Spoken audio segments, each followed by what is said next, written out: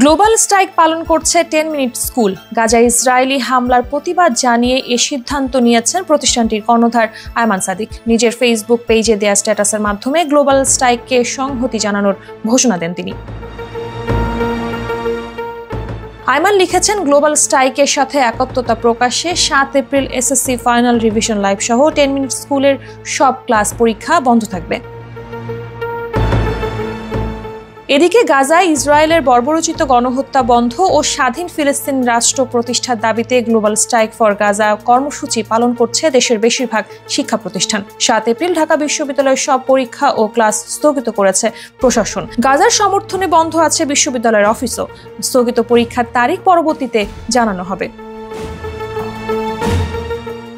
পাশাপাশি দেশের সব বেসরকারি বিশ্ববিদ্যালয়ও এ কর্মসূচিতে যোগ দিয়েছে। গ্লোবাল স্ট্রাইক ফর গাজায় সংহতি জানিয়ে তাদের সব ধরনের পরীক্ষা ও ক্লাস স্থগিত করা হয়েছে বিশ্ববিদ্যালয়গুলোতে।